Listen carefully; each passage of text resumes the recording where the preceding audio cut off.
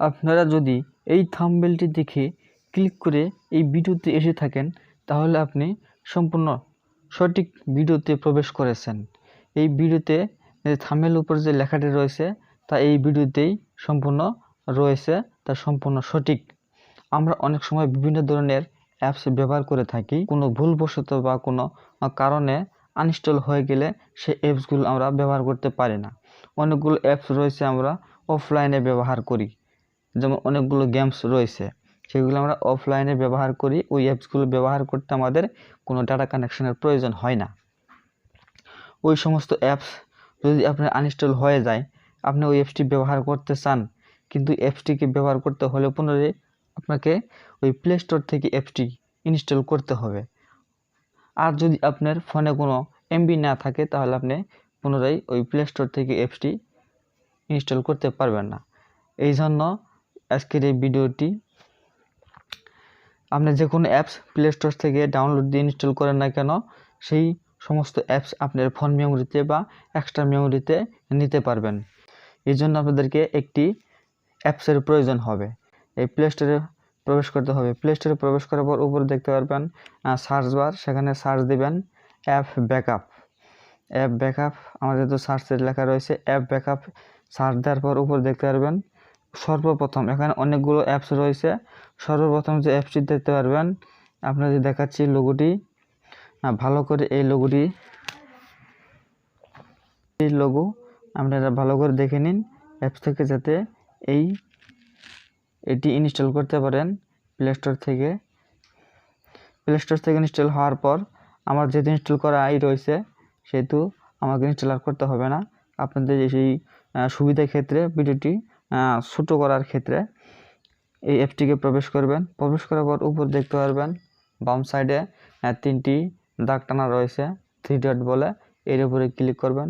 এর উপরে ক্লিক করার পর নিচে দেখতে পারবেন 3 নম্বর সিরিয়ালে সেটিং, এই সেটিংয়ের উপর ক্লিক করবেন।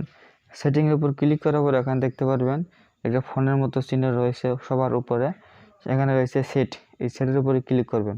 সেটের উপরে ক্লিক করার পর আপনি কোন জায়গাতে নেবেন, ফোন মেমোরিতে নেবেন নাকি এক্সট্রা মেমোরিতে নেবেন, যেই মেমোরিতে নেবেন তার উপরে ক্লিক করবেন। আমার যেহেতু ফোন মেমোরিতে দেওয়া রয়েছে, আমি এখন এই এক্সট্রা মেমোরিতে নিব। এক্সট্রা মেমোরির উপরে ক্লিক করবেন। এক্সট্রা মেমোরিতে ক্লিক করার পর নিচে দেখতে পারবেন কনফার্ম, এই কনফার্মের উপরে ক্লিক করবেন। কনফার্মের উপরে ক্লিক করার পর আমরা দেখতে পারবেন এখানে লেখা রয়েছে ক্যান্সেল ইয়েস, আপনারা ইয়েসের উপর ক্লিক করবেন। ইয়েসের উপর ক্লিক করার পর এখানে প্রসেসিং হওয়ার পর নিচে দিকে দেখতে পারবেন একটি প্রসেসিং হতেছে। এই প্রসেসিংটি হওয়ার পর এখানে কনফার্ম হয়ে গেছে। এরপর আমরা এখান থেকে চলে যাব। চলে যাওয়ার পর আমরা আপনাদেরকে দেখাবো একটি অ্যাপস, যে কোনো একটি অ্যাপস আপনাকে দেখাবো এই ব্যাকআপ করে। আপনাকে দেখাচ্ছি কোন অ্যাপসটিকে আমি ব্যাকআপ করে আপনাকে দেখাবো। এই বিকাশ অ্যাপস, এই অ্যাপসটিকে আমি আপনাদেরকে ব্যাকআপ করে মেমোরিতে নিয়ে দেখাবো। এর জন্য আমাকে এই অ্যাপ ব্যাকআপ, এই অ্যাপসটির মধ্যে প্রবেশ করতে হবে। এখানে প্রবেশ করার পর দেখতে পারবেন অনেকগুলো অ্যাপস, যতগুলো অ্যাপস আমার ফোনে রয়েছে সমস্ত অ্যাপস এখানে দেখাবে।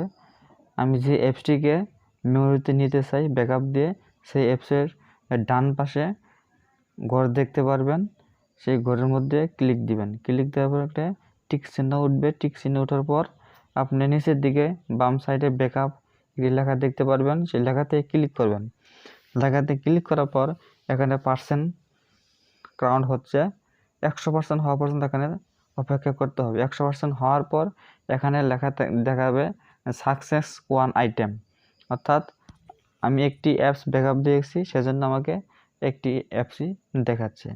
এরপর আপনাদেরকে প্রমাণস্বরূপ হিসেবে আমি দেখাবো যে মেমোরিতে চলে গেছে কিনা। এই জন্য আমি ফাইল ম্যানেজারে প্রবেশ করব। ফাইল ম্যানেজারে প্রবেশ করার পর আমি আমার মেমোরিতে প্রবেশ করব। মেমোরিতে প্রবেশ করার পর এখানে দেখতে পারবেন অ্যাপ ব্যাকআপ নামে লেখা রয়েছে। কোন জায়গায় লেখা রয়েছে তার উপরে ক্লিক করবেন।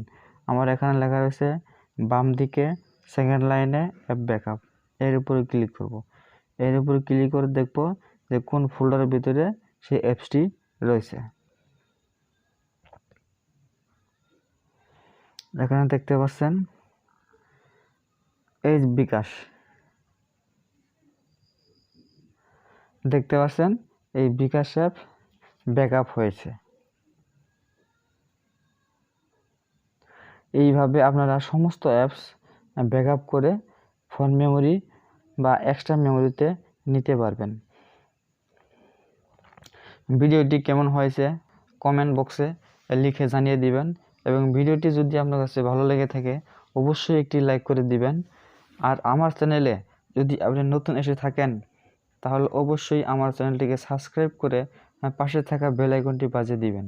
সবার আগে পেতে আপনাকে অবশ্যই আমার চ্যানেলটিকে সাবস্ক্রাইব করতে হবে এবং পাশে থাকা বেল আইকনটি বাজিয়ে দিতে হবে। তাহলে কি হবে, কোনো ভিডিও আমার এই চ্যানেলে আপলোড করার সাথে সাথে আপনি নোটিফিকেশন পেয়ে যাবেন, সবার আগে আপনি ভিডিওটি দেখতে পারবেন। সুস্থ থাকুন, ভালো থাকুন, ধন্যবাদ।